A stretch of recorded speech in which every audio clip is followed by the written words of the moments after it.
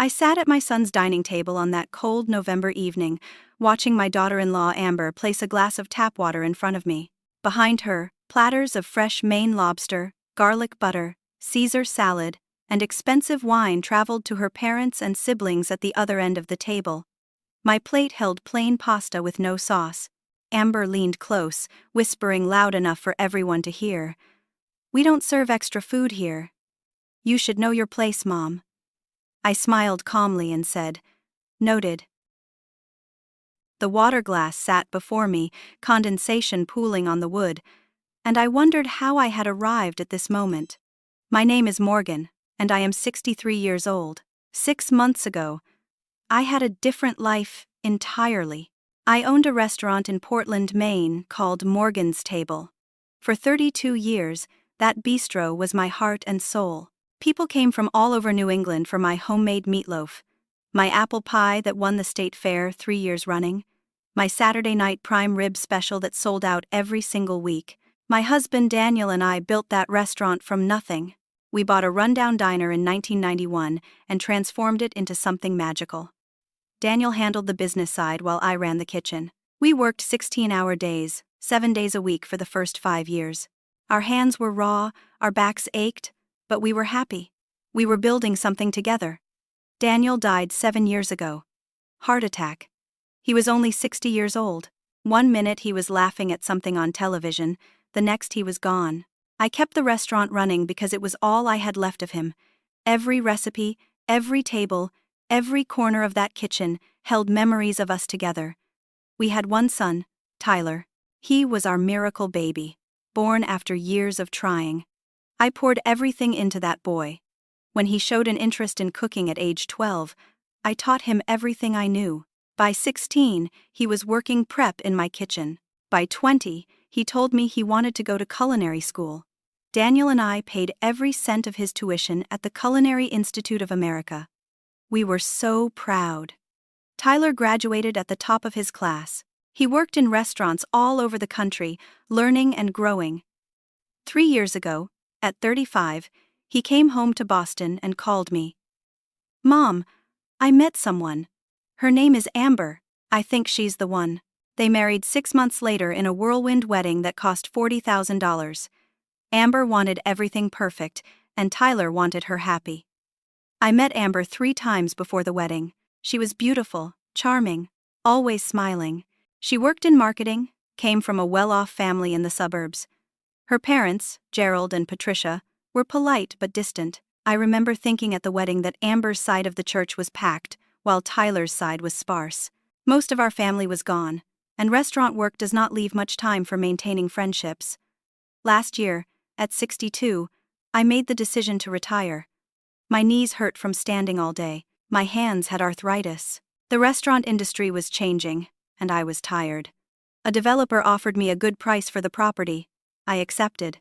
Selling Morgan's Table felt like cutting off a limb, but I told myself it was time. I sold my small house too. It was too big for one person, and the stairs were getting difficult. I planned to buy a condo, something manageable. Then Tyler called. "Mom, Amber's pregnant. We're having a baby." I cried with joy. A grandchild. After all the loss, something beautiful was coming. Tyler continued. "We need your help, Mom. Amber's having a rough pregnancy. We have that big house with plenty of room. Why don't you move in with us? You can be close to the baby, and we can take care of you. You've taken care of me my whole life. Let me return the favor." It seemed like an answer to prayer. I would not be alone anymore. I could help with my grandchild. We would be a family. I sold my house and moved into Tyler and Amber's colonial home in suburban Boston 6 months ago. I gave Tyler $50,000 from the house sale. "For the baby," I said. "Nursery, furniture, diapers, whatever you need." Looking back, I see how naive I was. The warning signs appeared immediately, but I ignored them. I wanted so badly for this to work. The first shock came on moving day. I assumed I would take one of the 4 empty bedrooms on the second floor. Beautiful rooms with hardwood floors and large windows. Instead, Amber showed me to the basement. "We thought you'd want privacy down here," she said, opening the door to a small room with a single window near the ceiling. The room held a twin bed, a cheap dresser, and nothing else. The carpet smelled of mildew. "Oh," I said, trying to hide my disappointment. "I thought maybe the blue room upstairs." "That's going to be the nursery," Amber interrupted. "And the other rooms are for guests and my office. This is perfect for you. Very cozy." Cozy was not the word I would have chosen. The basement was cold and damp. I could hear the furnace rumbling all night, but I told myself it was temporary. Once the baby came, things would improve. They did not improve. They got worse. Amber's warmth vanished the moment my boxes were unpacked. She made comments about my clothes being outdated. She criticized the way I organized my things. When I offered to cook dinner for the family, drawing on decades of experience, she laughed. "No thanks, Morgan. Your cooking is kind of heavy and old-fashioned. We eat clean now." "Organic." "You wouldn't understand." That comment stung. I had trained at Le Bernardin in New York City in my 20s. I had cooked for governors and celebrities. My restaurant had been reviewed in the New York Times. But I said nothing. I did not want to cause conflict. Amber's parents visited often. Gerald was a retired banker, Patricia a former real estate agent. They were always dressed impeccably, always talking about their country club and their friends' vacation homes. When they came over, Amber transformed the house. Expensive wine, elaborate meals, fresh flowers everywhere. I was never invited to these gatherings. I would hear the laughter upstairs while I sat in my basement room, and my heart would break a little more each time. 2 months after I moved in, I came upstairs one evening and found Amber hosting a dinner party. The dining room was full. Amber's parents, her sister Crystal, her brother Brandon. They were eating prime rib, roasted vegetables, chocolate mousse. Crystal was showing off her engagement ring. Everyone was toasting and celebrating. I stood in the doorway, confused. "I didn't know you were having people over. Should I set another place?" Amber turned to me, and her smile was cold. "Oh, we didn't think you'd be interested. This is family time." The words hung in the air. I was not family. I retreated to my basement room, humiliation burning my cheeks. That night, I lay awake and heard voices upstairs. Amber was on the phone, her voice carrying through the vents. I was not trying to eavesdrop, but I could not help hearing. "Don't worry, Mom. I'm working on getting her to sign over more money. Tyler's too soft, but I've got this. Once the baby comes, we'll convince her to move to assisted living. We need her savings for the nursery renovation. The woman has at least $200,000 sitting in the bank." My blood went cold. I sat up in bed, heart pounding. They did not want me. They wanted my money. This had all been a trap. I grabbed my phone and opened my banking app with shaking hands. My savings account showed $230,000. Everything I had earned over a lifetime of hard work. Everything Daniel and I had built together. I did not sleep that night. I lay in the dark, thinking about what I had heard. And slowly, very slowly, a plan began to form in my mind. The next morning, I tried to talk to Tyler privately. I waited until Amber left for work, then went upstairs to find my son making coffee. "Tyler, honey, can we talk?" He glanced at the clock. "I've got to leave for work in 10 minutes, Mom." "Can it wait? It's important. About Amber and me. I feel like things are not right." Tyler sighed, that deep sigh that told me he did not want to have this conversation. "Mom, you're adjusting. Amber's adjusting. Change is hard for everyone. Just give it time. She told me last night was family time." "Tyler, I'm your mother. Am I not family? You're being dramatic. Amber's stressed with the pregnancy. Can't you just try to get along with her?" He grabbed his travel mug and headed for the door. "I have to go." "Well, talk later." But later never came. Tyler worked as a sous chef at an upscale restaurant in downtown Boston. His hours were brutal, 60 or more each week. He left before I woke up and came home after I went to bed. I realized Amber had orchestrated this perfectly. She controlled when and how I saw my son. My daily life became a series of small humiliations. Amber informed me that since I lived there rent-free, I should contribute to the household. That meant doing all the housework. I cleaned bathrooms, did laundry, vacuumed, scrubbed floors. I was 63 years old with arthritis in my hands, and I was being treated like unpaid help. The food situation became unbearable. Amber started buying separate groceries. She would come home from Whole Foods with bags of organic produce, imported cheeses, fresh seafood, and premium cuts of meat. These went on her shelves in the refrigerator. My shelf held discount white bread, store-brand cheese, wilted lettuce, and generic lunch meat. "Why are we buying separate food?" I asked once. Amber did not even look up from her phone. "Your budget is different from ours. We have expensive tastes. You can stick to basics." I was giving them $50,000 in free housekeeping, but I got basics. I was allowed to use the kitchen only between noon and 1 o'clock, when Amber deemed it was not busy. If I left leftovers in the refrigerator, she threw them away, claiming they smelled up the space. One morning, I found her pouring out my homemade soup. "Amber, I was going to eat that for lunch. It was taking up too much room." She dumped the entire container down the disposal. A pot of soup that had taken me 2 hours to make, wasted. I started eating my meals in my basement room to avoid confrontation. I would sit on my twin bed with a plate of plain pasta or a sandwich and wonder how my life had come to this. The worst moment came in October. Amber was planning an elaborate baby shower at the house. For weeks, she talked about nothing else. She hired caterers, ordered custom decorations, sent out 50 invitations.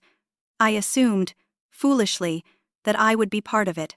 I was the grandmother, after all. The morning of the shower, I came upstairs, dressed in my best outfit. Amber took one look at me and laughed. "Where do you think you're going? The shower?" I thought it'd help greet guests. She handed me a piece of paper. "Here's a list. Clean the bathrooms, then make yourself scarce. This is for my friends and family. You'll just make things awkward." The list had 10 tasks on it: scrub toilets, wipe mirrors, vacuum the upstairs hallway, dust the bookshelves. I was being treated like hired help. I took the list with shaking hands and went to get cleaning supplies. I spent that entire day in the basement, listening to laughter and celebration above my head. Women cooing over tiny clothes, games being played, Amber's delighted voice as she opened gifts. I sat on my bed and cried for the first time since moving in. I cried for my restaurant, for Daniel, for the life I had lost, for the family I thought I would have. That night, unable to sleep, I went upstairs at 2 a.m. to get water. Amber's laptop sat open on the kitchen counter. I knew I should not look, but something made me glance at the screen. An email was open. From Amber to a real estate agent. "How much could we get for mother-in-law suite renovation? Need to liquidate Mill's assets by spring. She has significant savings we can access." My hands shook as I scrolled. Another email. This one to an attorney. "Exploring conservatorship options for elderly relative. What's the process in Massachusetts? She's mentally competent now, but we need to establish a pattern of declining capacity." They were planning to take everything, not just my money, my freedom, my dignity. They were going to have me declared incompetent and take control of my life. I pulled out my phone and photographed every email. Then I went through her files and found spreadsheets, my bank account numbers, estimates of my net worth, a timeline. Baby due March, get conservatorship filed by April, MIL in facility by May, sell her assets by June. I had 6 months before they planned to destroy my life. I took pictures of everything, my hands steady now. Then I closed the laptop and went back downstairs. The next morning, I cornered Tyler in the garage. He was putting his chef's knives in his car, getting ready for work. "Tyler, please, I need 5 minutes." He looked exhausted. There were dark circles under his eyes. "Mom, what is it? Your wife is cruel to me. This is not what you promised. I'm living in a basement, eating scraps, being treated like a servant. This is not a home. It's a prison." Tyler rubbed his face. "You're being dramatic. Amber's stressed with the pregnancy. Can't you just try harder to get along?" "I found emails, Tyler.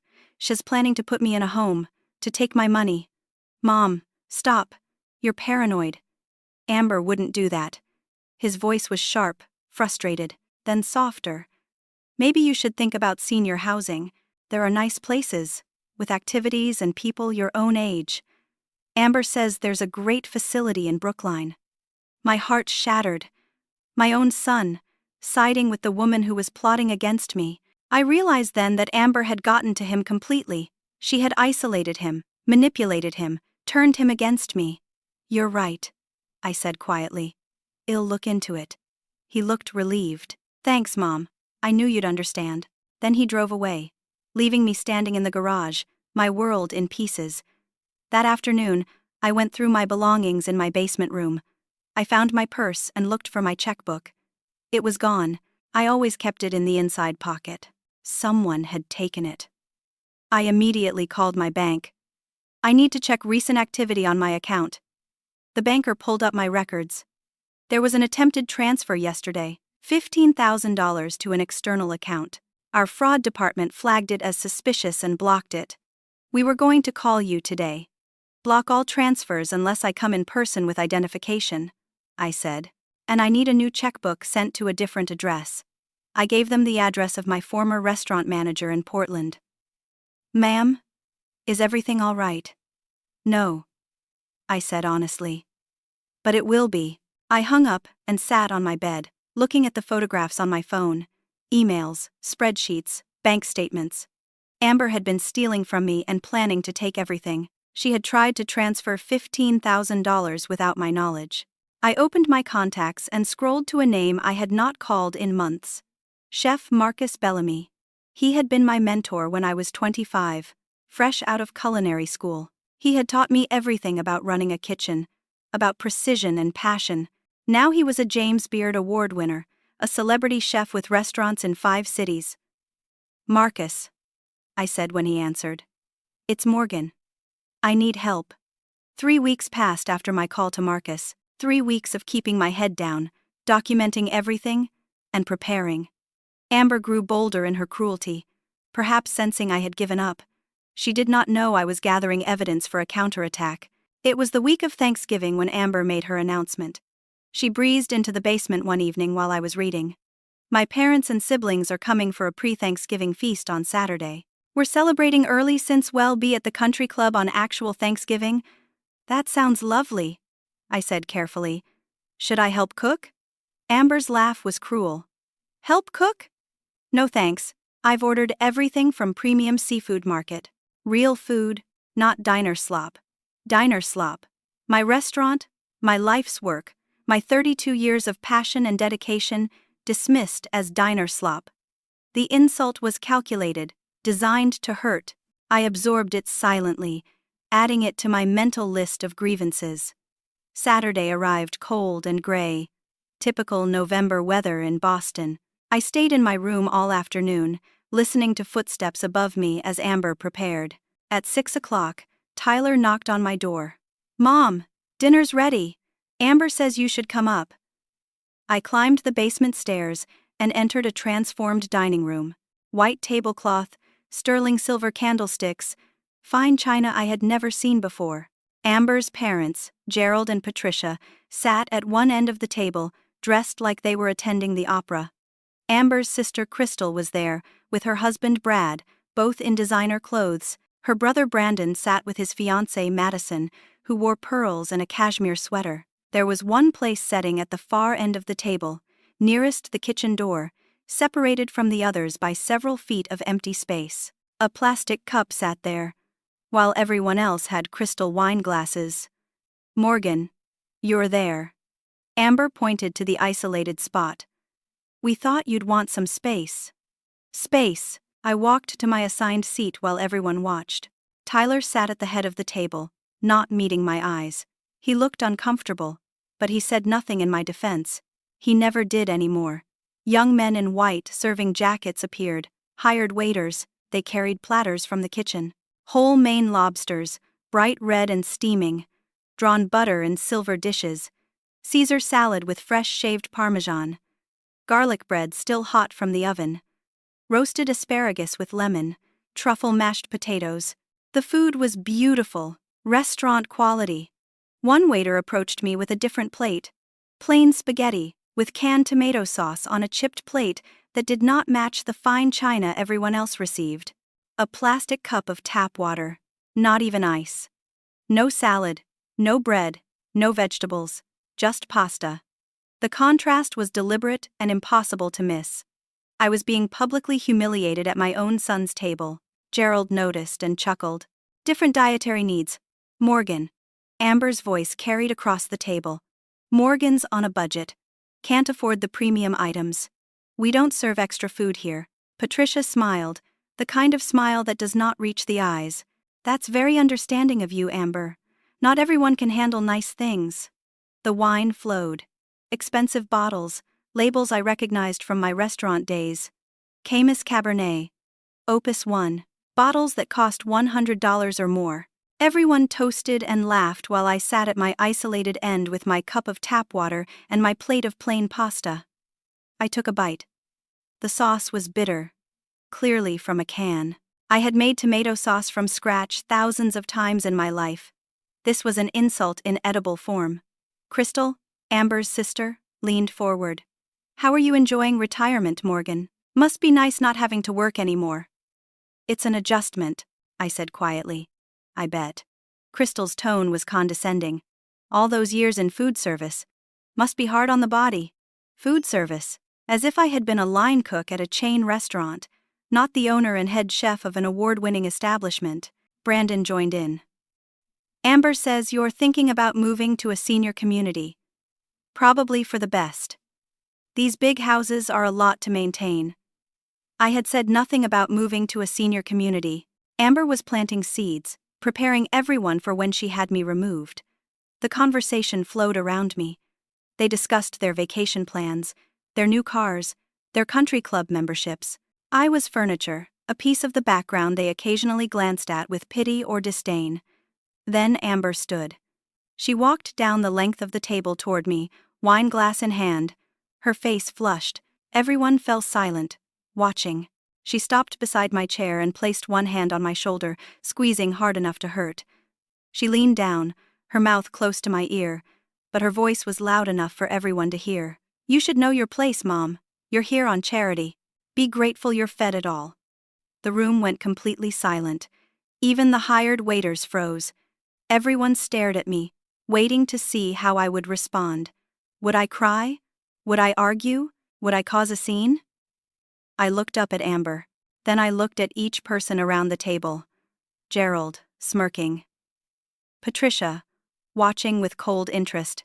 Crystal and Brad, entertained.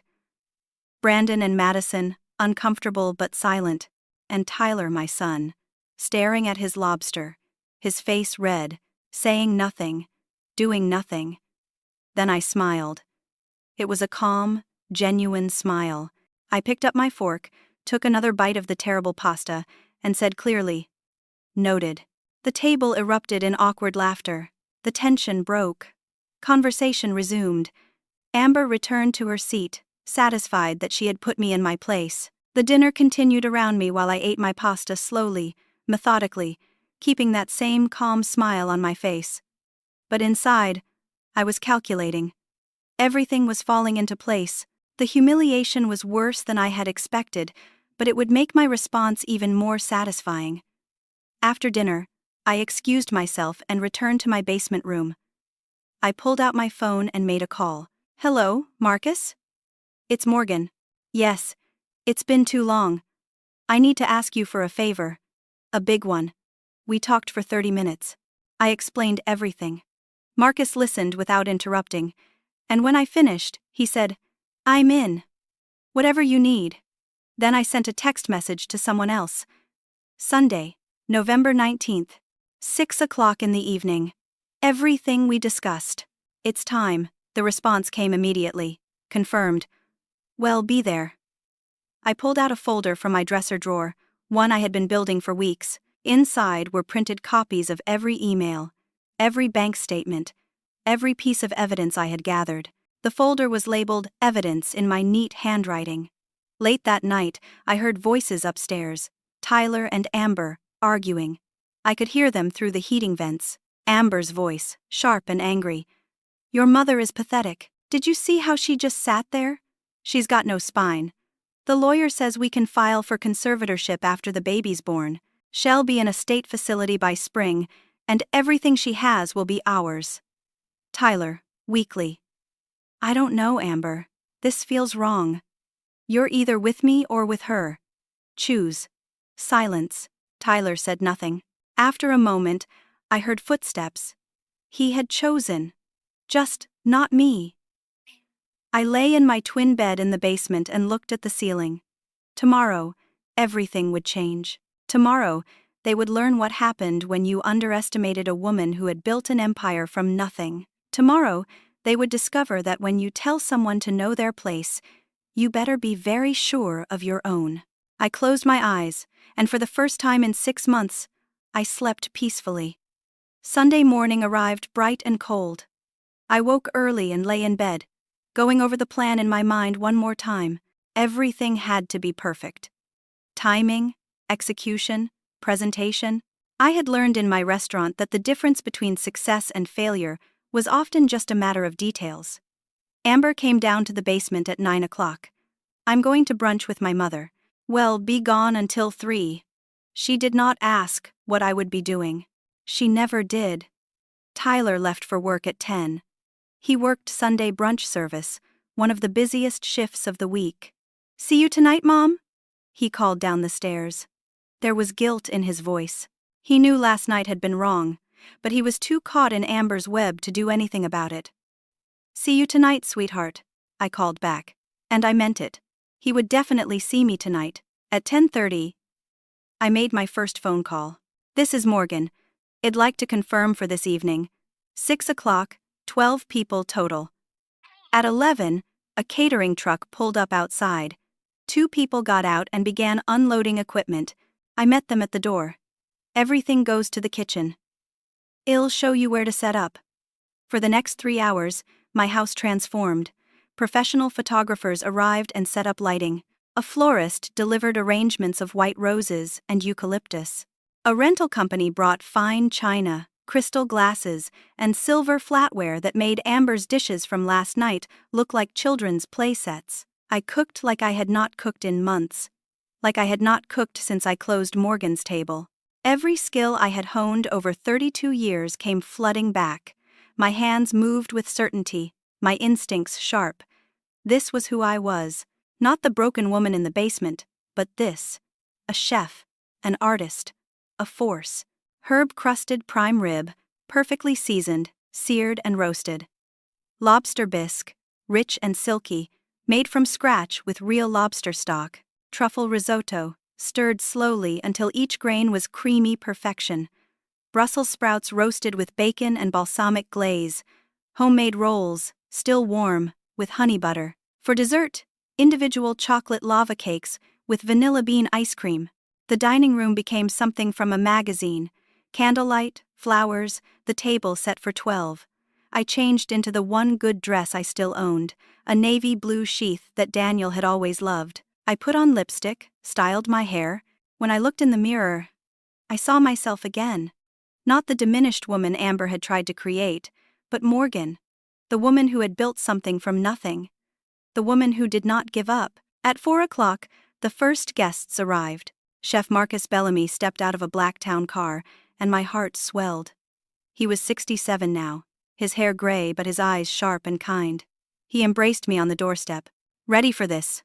More than ready. 3 of my former restaurant managers arrived next. Sarah, who had worked for me for 15 years. David, who started as a dishwasher and became my kitchen manager. Jennifer, who handled front of house with grace and warmth. They hugged me, told me they had missed me, promised they had my back. 2 food critics from Boston magazines arrived, people I had known for years. Then, a reporter from the Boston Globe food section. A woman named Susan Walsh who had reviewed Morgan's table 5 times, always glowing. She hugged me and whispered, "This is going to be good." My attorney, Patricia Hernandez, arrived with her briefcase. She specialized in elder law and financial abuse. We had been working together for 3 weeks, building a case. "Everything's ready," she said. "Just say the word." a social worker from Massachusetts Elder Services. A woman named Dorothy Richards came next. She was in her 50s, warm but professional. "I've reviewed everything you sent. This is textbook elder abuse. We're here to support you." At 5 o'clock, I texted Tyler, "Emergency at home. Come immediately. Don't tell Amber." He responded within seconds, "On my way. Are you okay?" "I will be." I wrote back. Tyler arrived at 5:30, still in his chef's whites, panic on his face. He rushed through the door and stopped dead. The house was transformed.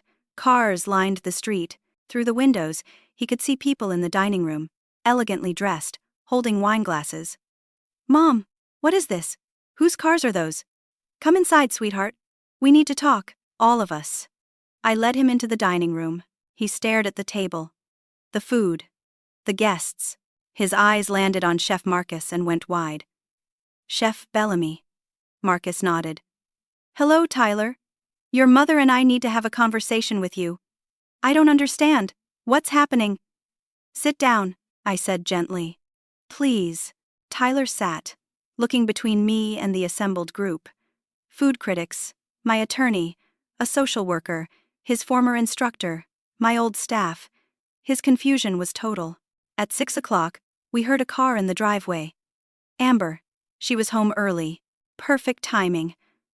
The front door opened. "Tyler? Why is your car here? Who are all these people?" Amber walked into the dining room and froze. She was in yoga pants and an oversized sweatshirt, her hair in a messy ponytail. No makeup. She looked at the elegantly dressed strangers, the elaborate table, the professional setup. Her face went from confused to pale in seconds. I stood. "Amber, perfect timing. Everyone, this is my daughter-in-law. Amber, these are some friends from my past life. I thought it was time for everyone to meet." Amber's eyes darted around the room. She saw my attorney's briefcase, the social worker's badge, the food critics with their notepads. She knew immediately that something was very wrong. She tried to smile, but it looked like a grimace. "What is this?" I smiled back, the same calm smile I had given her last night. "This is me knowing my place." I gestured to the empty chairs. "Please, sit. Both of you. We have a lot to discuss." Amber looked like she wanted to run, but Tyler took her arm and guided her to a seat. He looked between me and her, finally starting to understand that something significant was happening. "Would anyone like wine?" I asked, playing hostess in what was supposed to be Amber's home. "I have an excellent Bordeaux, or perhaps some water?" I know how Amber feels about water. The comment was pointed, and several people at the table caught the reference. Marcus poured wine for those who wanted it. I remained standing at the head of the table, where Tyler had sat last night, where the patriarch sits, where power resides. 6 months ago, I began, my voice steady. I sold my restaurant and my home to move here. My son told me I was needed, that I would be close to my grandchild, that we would be a family. Tyler's face reddened. Instead, I was given a basement room. I was given separate, inferior food. I was excluded from family gatherings. I was told repeatedly to know my place. I paused. Last night, I was served plain pasta while everyone else ate lobster. I was given tap water in a plastic cup while everyone else drank wine from crystal. My daughter-in-law told me, in front of her entire family, that I was here on charity. Amber started to speak, but my attorney, Patricia, held up one hand. Let her finish. So I decided to take Amber's advice. I decided to know my place as a woman who owned a successful business for 32 years. My place as a chef who trained at Le Bernardin. My place as someone who built something from nothing and will not be diminished by anyone. I nodded to Patricia. She opened her briefcase and pulled out a stack of documents. These are bank statements showing that 6 months ago, Morgan gave Tyler and Amber $50,000 for baby expenses. That money was immediately transferred to an account in Amber's name only. Tyler has no access to it. She laid the statements on the table. Tyler grabbed them, his hands shaking. "What? Amber, why is this in only your name? There are also records." Patricia continued. of an attempted unauthorized transfer from Morgan's personal account. $15,000. The bank blocked it as suspected fraud. The attempt was made from this house, from this IP address. She laid out more papers. Amber's face had gone from pale to gray. That's not. I didn't. We also have emails. Patricia's voice was professional, cold. Emails from Amber to a real estate agent, discussing liquidating Morgan's assets. Emails to an attorney about establishing conservatorship over Morgan, plans to have her declared mentally incompetent and moved to a state facility. Tyler snatched the emails from Patricia's hands. I watched my son read them, watched his face transform from confusion to horror to rage. You were going to put my mother in a home? You were going to steal her money? It's not like that. Amber stammered. You don't understand. We needed the money. The baby, the house, everything cost so much. Dorothy Richards, the social worker, spoke for the first time. What you did, Miss Amber, constitutes elder financial abuse under Massachusetts General Law, Chapter 109A. It's a serious crime. The attempted conservatorship filing was fraudulent, as Morgan is completely mentally competent. Elder Services has been investigating for 3 weeks. Amber's eyes went wide. Investigating? You can't. This is private family business. Elder abuse is never private, Dorothy said firmly. It's a crime. One we take very seriously. Chef Marcus stood. He was an imposing figure, tall and broad, with the kind of presence that commanded attention. Tyler, your mother was the most talented chef I ever trained. When she told me what was happening here, I couldn't believe it. Morgan could work in any kitchen in the world. She's a legend in the culinary community. One of the food critics, a man named Richard Chen, added, Morgan's Table was one of the best restaurants in Maine. We tried for years to convince her to expand, to franchise, to go national. She could have been a celebrity chef. She chose to stay local, to keep it personal. That's integrity. Susan Walsh, the Globe reporter, leaned forward. I'm here on deep background, but this is a story people need to hear. Elder abuse in family settings is epidemic, especially financial exploitation by family members. With your permission, Morgan, I'd like to write about this. Amber found her voice. You can't. This is private. I'll sue.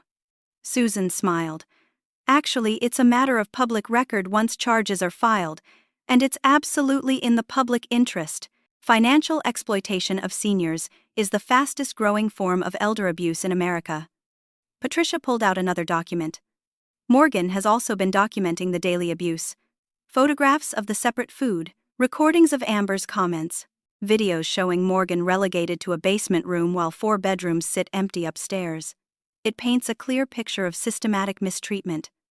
Tyler was crying now, tears streaming down his face. Mom, why didn't you tell me? Why didn't you show me this? I tried, sweetheart. You were never available. And when I did talk to you, you told me I was being dramatic.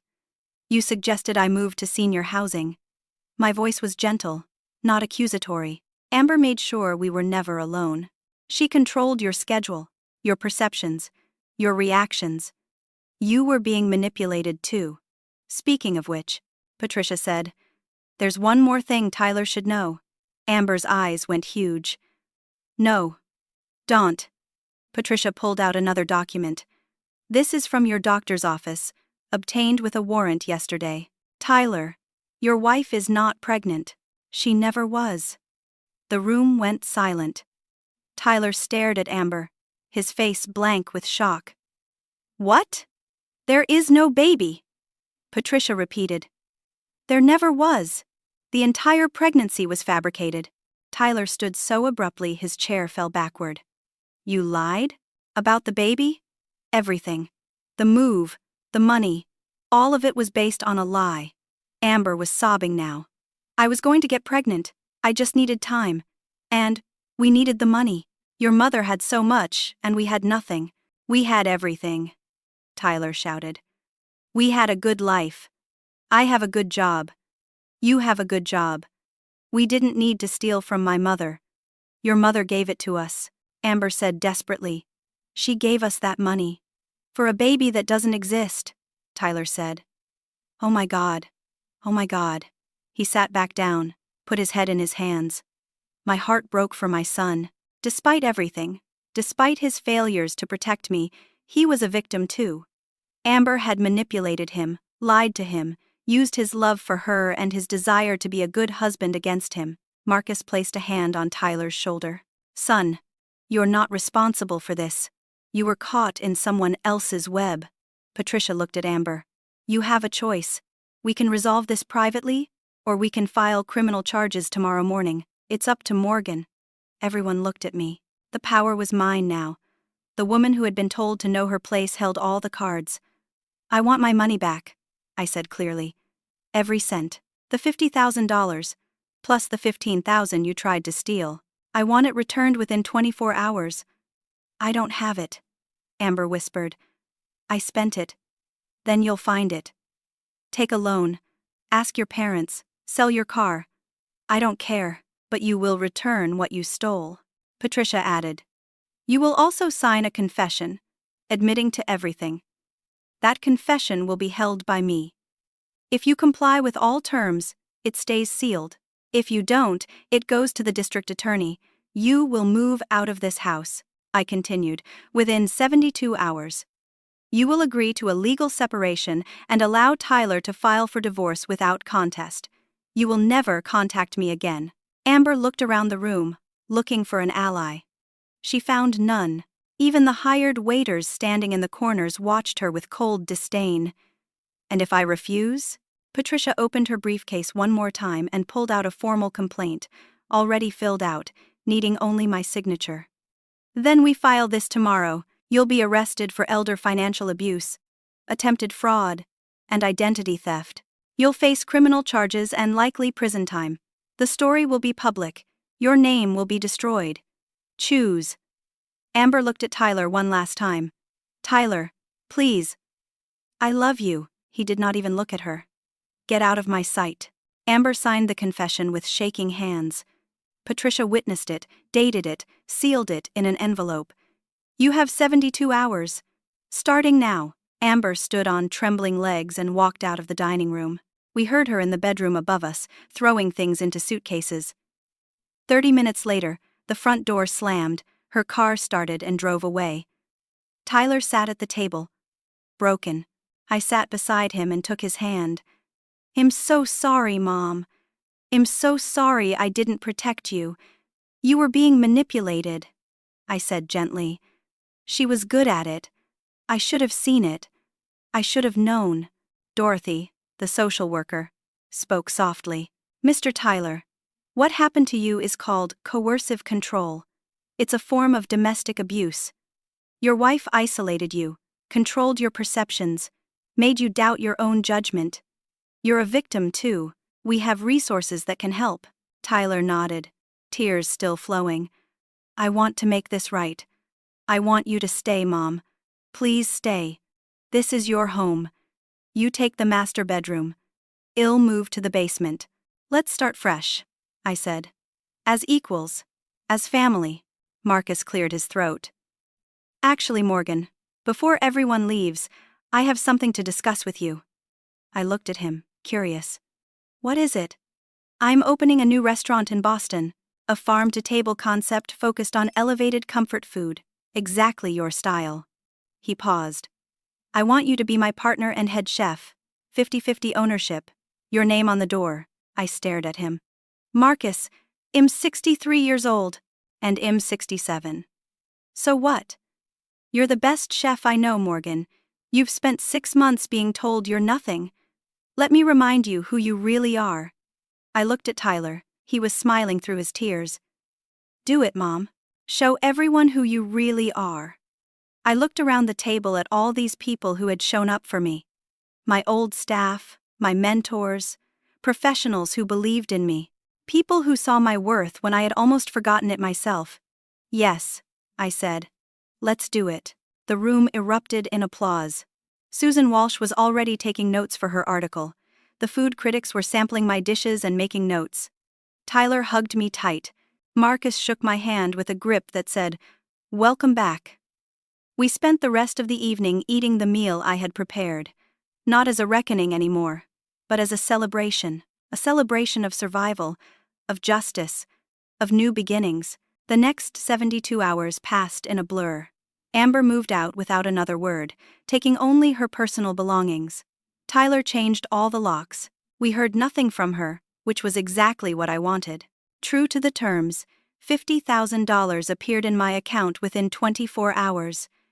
Amber had called her parents, begging. Gerald and Patricia, horrified by what their daughter had done, paid the money themselves. They sent me a letter apologizing, saying they had no idea, asking for forgiveness.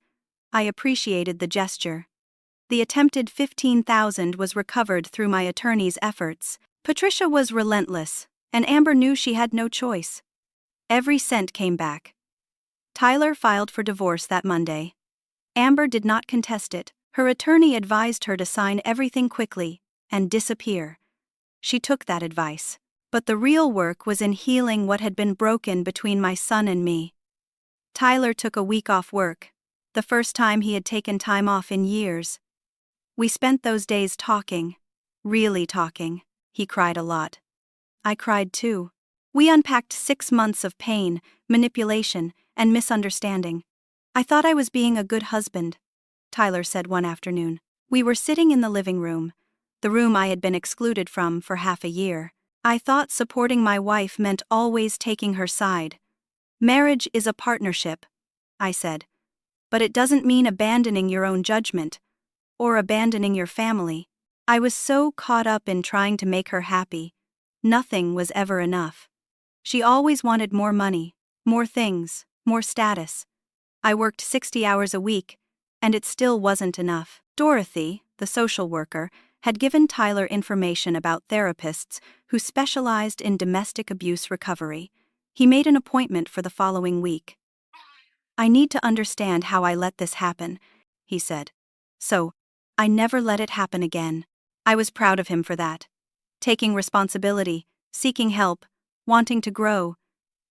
That was my son, not the broken man Amber had tried to create. We reorganized the house together. I moved into the master bedroom. Tyler insisted. It should have been yours from the beginning, Mom. The room was beautiful. Large windows, hardwood floors, a bathroom with a soaking tub. I sat on the bed that first night and looked around. And for the first time in 6 months, I felt at home. We converted the basement into a home gym. Tyler had always wanted to exercise more but never had time or space. Now he did. We turned one of the spare bedrooms into a library, filling it with cookbooks and novels. Another became a proper guest room. The house began to feel like a home instead of a battleground. Tyler's new schedule was healthier too. He left his job at the restaurant where he had been overworked and underpaid. Marcus offered him a position as sous chef at the new restaurant we were opening together. Better hours, better pay, working alongside his mother. Tyler accepted immediately. We cooked together every Sunday, trying new recipes, laughing, sharing stories. It reminded me of when he was young, standing on a stool beside me in Morgan's table, learning to dice onions and whisk eggs. We were finding our way back to each other. One Sunday in January, Tyler brought someone to dinner. Her name was Rachel. She was a third-grade teacher, with kind eyes and a gentle laugh. She asked me questions about my life, my restaurant, my recipes. She listened to my answers. She treated me with respect. Rachel, I said at the end of the evening, it was lovely to meet you. You too, Mrs. Morgan. Tyler talks about you all the time. I'm so glad I finally got to meet the legend.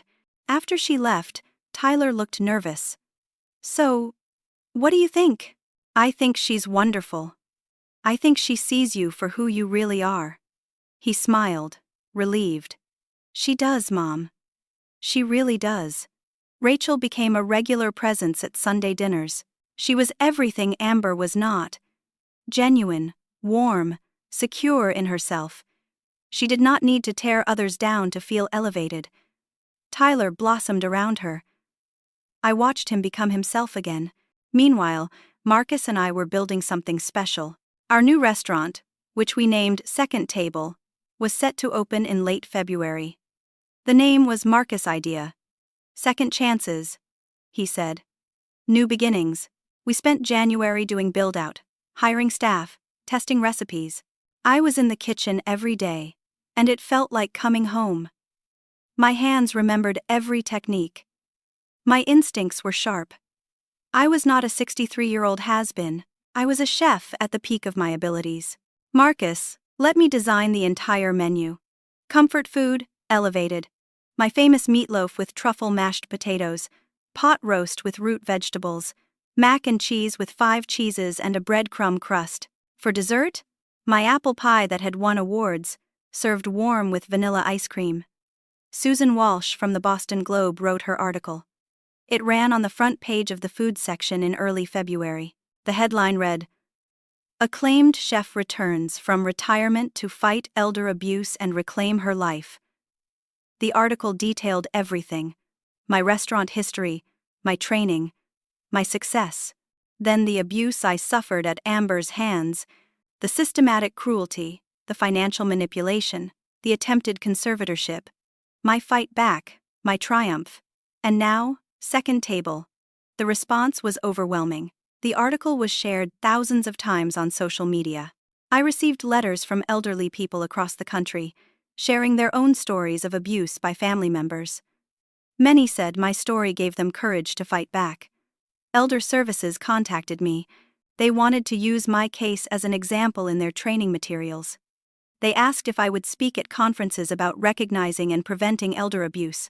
I agreed. I also started a small nonprofit, funded partially by my recovered money. It provided free legal consultations to seniors experiencing financial abuse by family members. Patricia volunteered her time. So did Dorothy. We called it Second Chances, matching the restaurant. Everything was coming together. The restaurant opening was 2 weeks away. Tyler was healthy and happy. My relationship with my son was stronger than ever. I had purpose again. One evening in mid-February, Marcus and I sat in the empty restaurant, doing final planning. "You know what I'm proudest of?" he asked. "What?" "You could have let bitterness destroy you.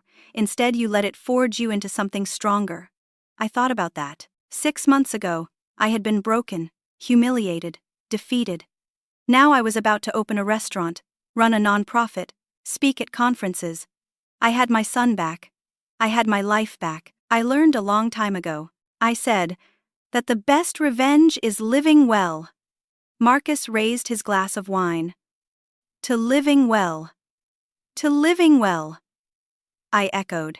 We clinked glasses, 2 chefs in our 60s, proving that it was never too late to start over.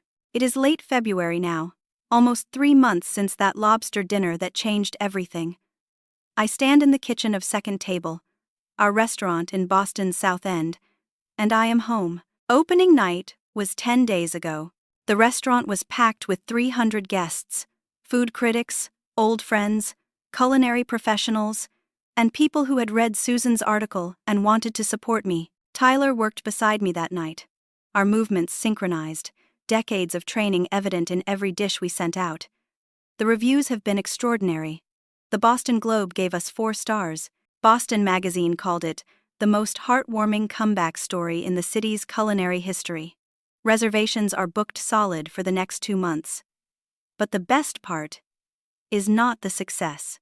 The best part is standing in this kitchen every day, doing what I was born to do, creating food that nourishes and comforts, leading a team, building something meaningful. Tyler has transformed. He is lighter now, freer. The darkness that shadowed him during his marriage to Amber has lifted. He laughs again. He makes jokes. He is my son again. His relationship with Rachel has grown serious. Last Sunday, she told us she is moving in with Tyler. I am genuinely happy for them. Rachel is kind, strong, secure. She encourages Tyler to maintain boundaries and take care of himself. She treats me with respect and warmth. This is what a healthy relationship looks like. Tyler pulled me aside after Rachel left that evening. "Mom, I'm going to ask her to marry me, but I wanted to ask your permission first." "You don't need my permission, sweetheart." "Yes, I do. I messed up so badly with Amber. I need to know you think I'm making the right choice this time. I took his face in my hands. Rachel is wonderful. She sees the best in you and brings it out. That's what love should do. You have my blessing. He cried, and I cried, and we held each other. My son was going to be okay. We were going to be okay. The house is different now, warm, filled with life and laughter. Rachel stays over most weekends. We cook together, the three of us, trying new recipes and sharing stories. Sometimes Marcus joins us, and the four of us spend hours at the table, talking about food and life and second chances. I kept the master bedroom, Tyler insisted, and I accepted. It is my sanctuary, my space. I decorated it with photos from my life.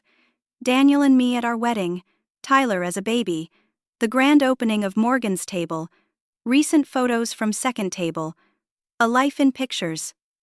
A life well lived. My nonprofit is growing too. Second Chances has helped 18 seniors in the past 2 months. We connected them with attorneys, helped them file police reports, got them to safety. Patricia runs it with me, and we have recruited 3 more lawyers to volunteer. Dorothy trains social workers using my case as an example of how to recognize and respond to elder abuse. I received a letter last week from a woman in Ohio. Amber. She wrote that she was in therapy, trying to understand why she did what she did. She apologized, said she knew it was not enough but wanted me to know she was working on herself. She said she was grateful I did not press charges, that I gave her a chance to change. I do not know if I will ever forgive her fully. Some wounds cut too deep. But I appreciate that she is trying to become a better person. That matters. Tyler burned the letter. She doesn't get to ask for forgiveness, he said angrily. She can ask. I said. I don't have to give it. But her growth is her own journey. It's separate from ours. This morning, I am sitting in second table before we open for lunch. The February sun streams through the windows. Tyler is in the kitchen, prepping. Rachel stopped by with coffee for us. Marcus will arrive soon for our weekly planning meeting. I think about that night in November, sitting at the end of the table with my glass of water and my plain pasta while everyone else ate lobster. Amber telling me to know my place. The humiliation, the pain, the rage I swallowed. When Amber said that to me, she thought she was putting me in my place. She thought she was reminding me that I was small, powerless, dependent. She thought she had won. What she did not know was that I already knew my place. My place was not at the end of someone else's table, accepting scraps and abuse. My place was not in a basement room, shrinking myself to fit someone else's cruel vision of who I should be. My place was wherever I chose to stand. And I chose to stand up. I chose to fight back with intelligence, strategy, and the support of people who valued me. I chose to document, to plan, to execute. I chose to reclaim my dignity, my money, my life. When she told me to know my place, I smiled and said, "Noted."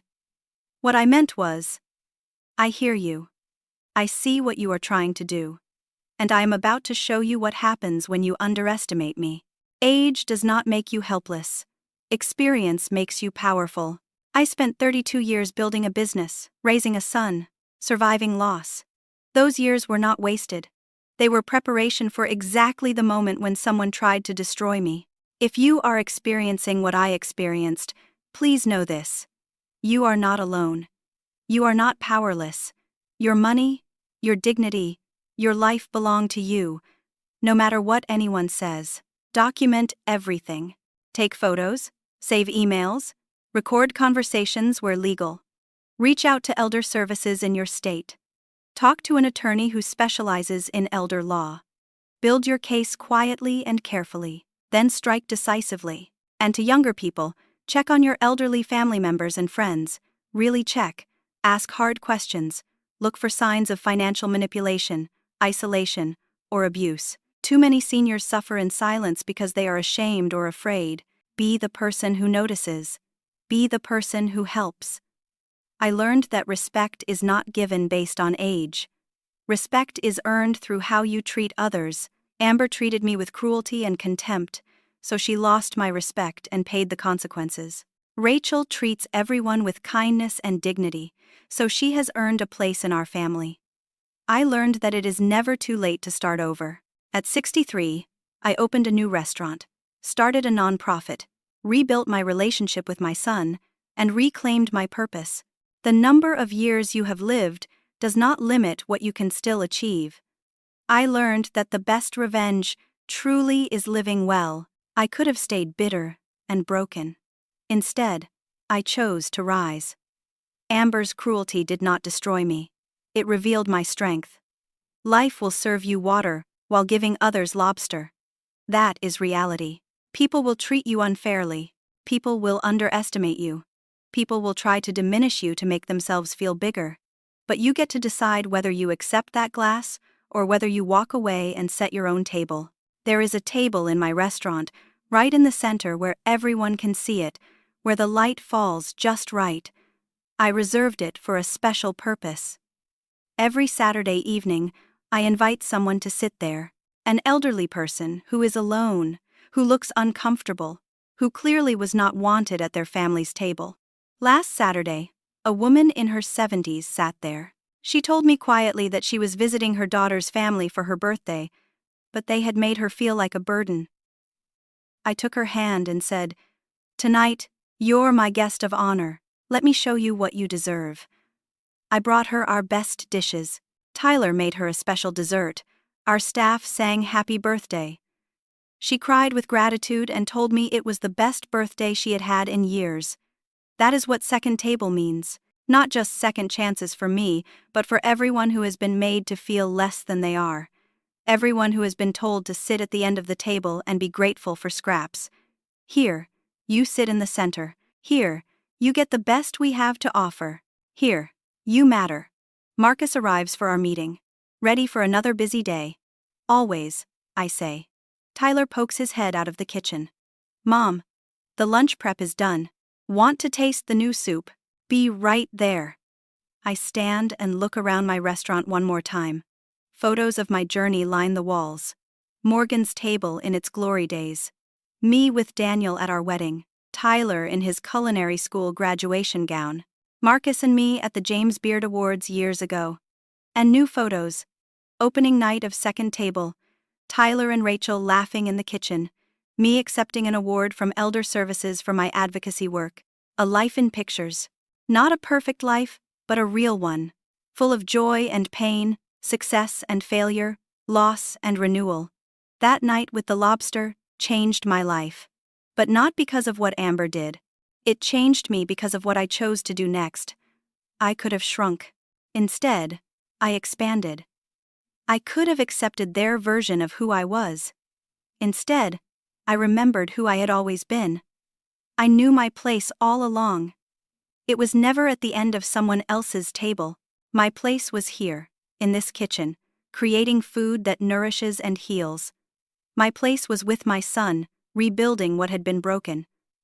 My place was helping others find their strength and reclaim their lives. My place was wherever I chose to stand, and I chose to stand tall. I am 63 years old.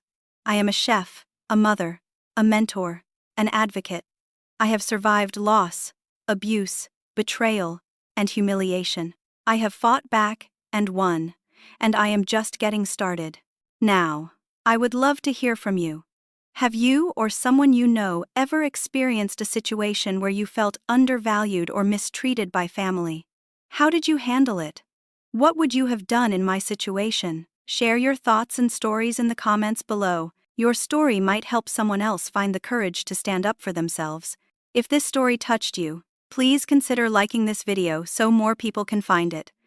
Subscribe to our channel for more real-life stories about resilience, justice, and second chances. And please share this with anyone who might need to hear that it is never too late to reclaim your life and your dignity. Thank you for listening to my story. I hope it reminded you that you are stronger than you think, that age is just a number, that it is never too late to start over, and that the best revenge will always be living well. May you always know your place, and may your place be wherever you choose to stand.